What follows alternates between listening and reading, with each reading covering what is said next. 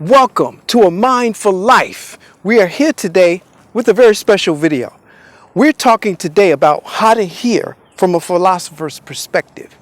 How to hear, how to interpret the information that comes at us from the world, from people, reading, etc., media. How do we hear this stuff? So much of it. Now, we talked in previous videos about this distinction between deductive and inductive.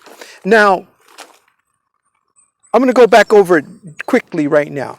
Deductive is just true, simply true. It's before you, and you don't need to do any research. You don't need to do any studies, okay? It's what you call a priori. 2 plus 2 equals 4. That's just absolutely true. It just is. Okay, here's an example of a deductive argument statement. If I have 2 oranges and John has 2 oranges, and today I go give John my 2 oranges, John now has 4 oranges. That's deductive. It's just true. It's absolutely true. It doesn't require any research. I don't need to go see this if this is the case. I don't need to go investigate this. 2 plus 2 is 4. All right, so that is what you call deductive. Inductive means that we need to do some investigation. It means we need to do some research on this. It means that we have to check it out. We have to see how it plays out. We're not sure yet, but we think that this is probability, okay? Let me give you an example. I saw a blue cat today. The pet store has cats. Therefore, that cat is blue. See, now, is that like the 2 plus 2 equals 4 thing? Think about that for a minute. I saw a blue cat today. The pet store has cats. Therefore, that cat is blue.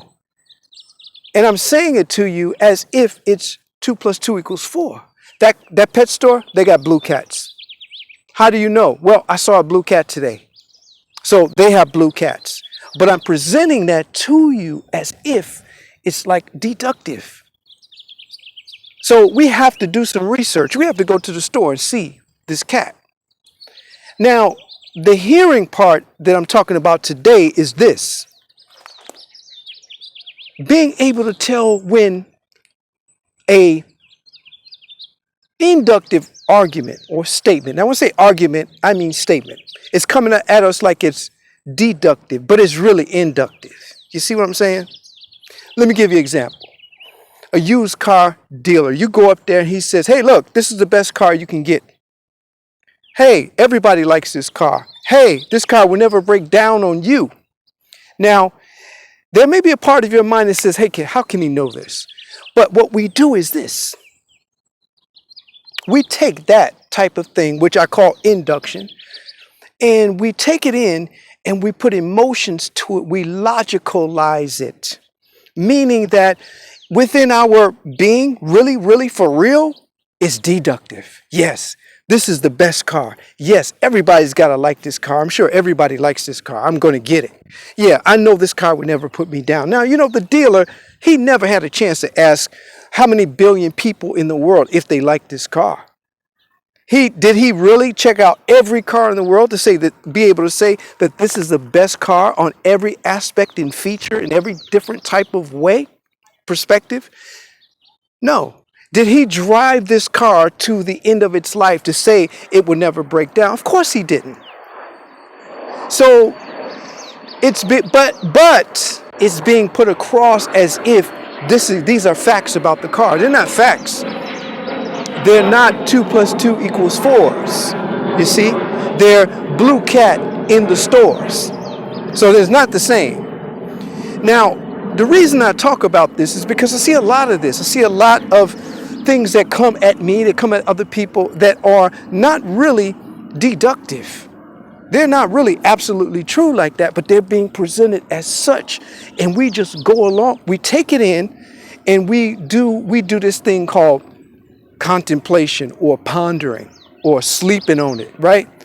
and we say, okay, I know it's true, I'm going to get this. What's happened is, if we ask ourselves logically, were those statements true, say about the used car, we would say, of course not. But the truth is, within our being, we do believe that everybody is going to want this car, and we better get it. See, that's a tactic, right? But it plays on emotions presenting something that's inductive, to where you flip it inside of you and you make it deductive. And it's so smooth that we don't always know that we're doing this. Let's take an example of medicine. There's a new medicine out. Everybody's getting this medicine. The medicine has no side effects. The medicine is brand new, by the way. It's only been out a few months. Has no side effects. It will cure everything. So everybody's rushing to get this medicine. Peer pressure.